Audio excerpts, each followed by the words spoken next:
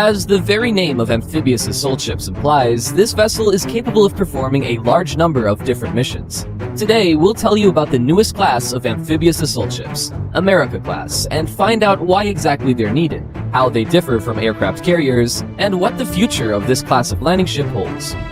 The America class, also known as the LHA replacement, is the world's largest amphibious assault ship, close in overall dimensions to the size of an aircraft carrier. The main purpose of these types of ships is to land a marine expeditionary unit on shore, using a group of Bell Boeing V-22 Ospreys with VTOL and STOL capabilities, supported by the AV-8B Harrier II, the latest F-35 Lightning II V or STOL fighters, or attack helicopters.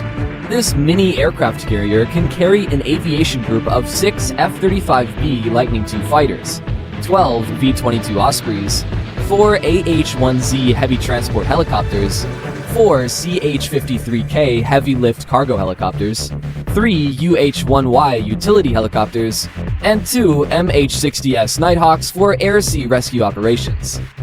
And if you pulled the Ospreys from the deck, the ship could accommodate 3 times as many F-35Bs. That being said, the exact composition of the aircraft found on an American-class vessel varies depending on the missions it carries out. According to military experts, the transportation of Lightning II fighters is a game-changer for the United States Navy, as it will make preparing for offensive operations by the F-35s much more difficult for America's enemies. Thanks to its design features, the ship allows for V or STOL, STOVL, and VTOL aircraft to operate on its deck. The America class will soon completely replace its predecessors, represented by the ships of the Terroir and Wasp classes. When creating the first America-class ship, engineers expanded the hangar deck, adding 2 wide bays to it, each of which houses a traveling bridge crane for aircraft maintenance. Furthermore, the project included a reconfigurable command and control center, an onboard hospital, additional fuel depots, and aviation support zones. The USS America LHA-6 was the first of the 2 planned Flight Zero vessels. It is an aircraft-oriented and modified copy of the Wasp-class USS Mackinac Island, LHA-8. Since 2009, 2 America-class vessels have been put into operation: USS America, LHA-6, and USS Tripoli, LHA-7. A third, USS Bougainville, LHA-8, is currently under construction. Engineers of the USS Bougainville intend to return the well deck into the vessel without compromising its aircraft capabilities. In addition to the 3 aforementioned vessels, the US Navy has plans to add 12 more ships to its fleet. However, the last 5 models that will join the fleet from 2035 to 2051 haven't even been officially named yet.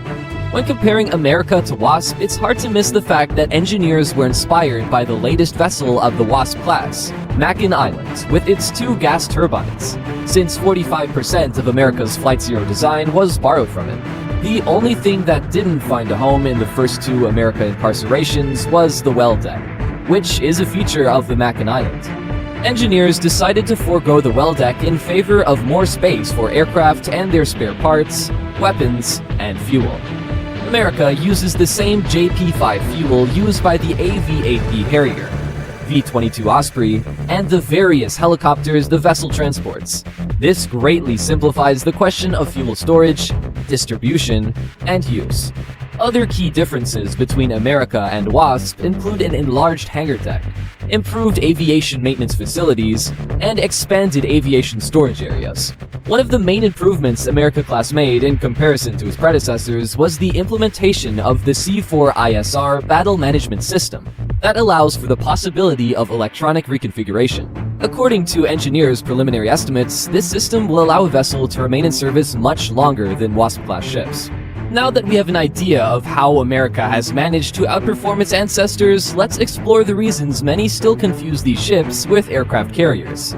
The architecture of America ships has been referred to more than once as a base platform for a light aircraft carrier. And in fact, they're even larger than the small aircraft carriers conceptualized in the Sea Control Ship (SCS) project of the 1970s, the cost of which is estimated at more than $552 million, adjusted for inflation, but which was cancelled after cuts to the US Navy's budget.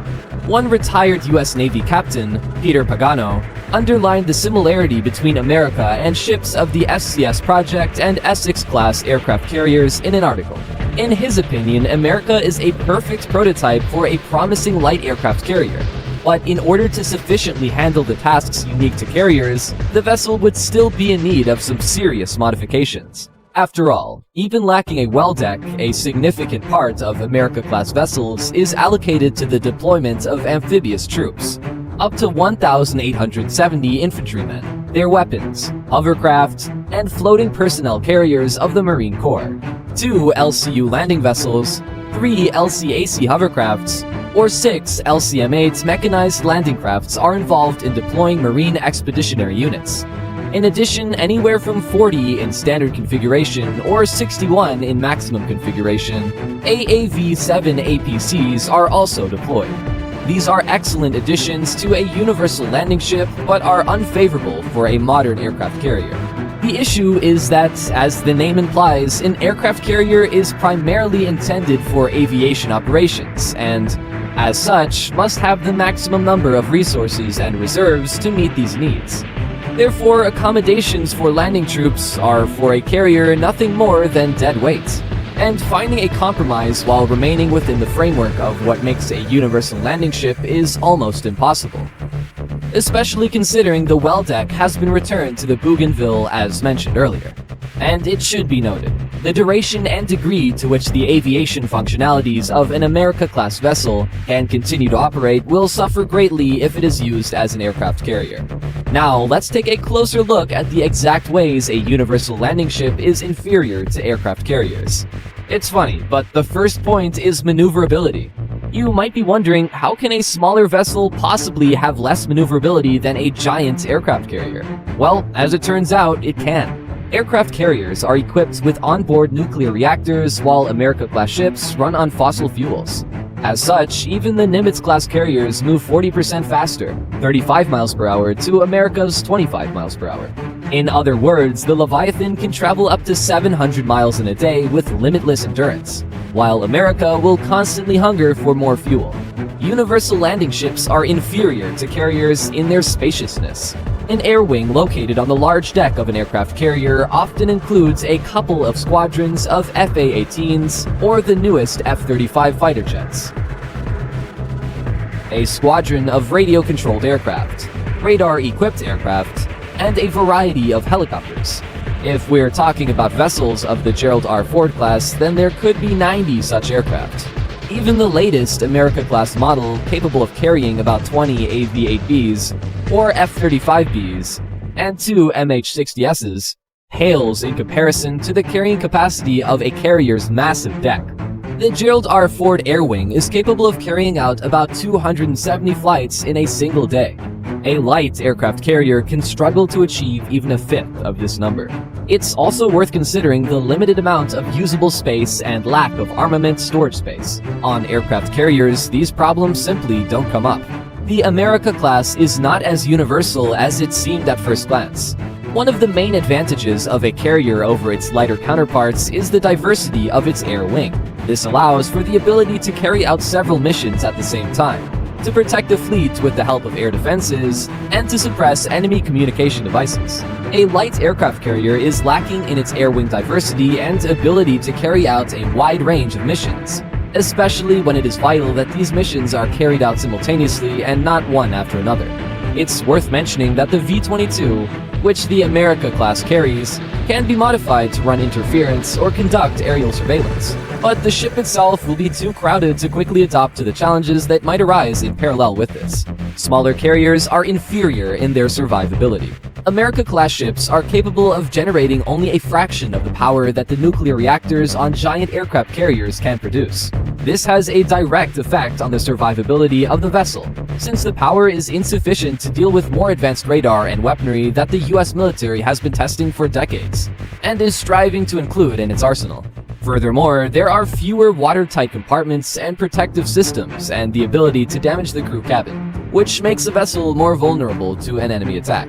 The stability of the America-class amphibious assault ships also raises concerns. When a warship is powered by fossil fuels, it is vitally important that it has regular access to tankers to replenish its reserves. Aircraft carriers, on the other hand, require refueling once during their long service life.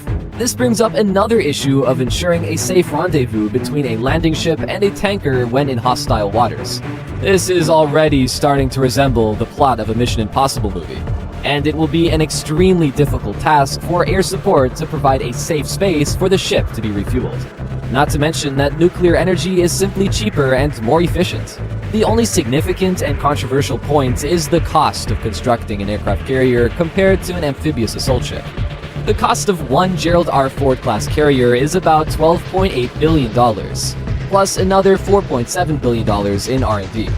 The cost of constructing 3 America-class vessels, on the other hand, totaled $10.094 billion, about $3.4 billion per ship.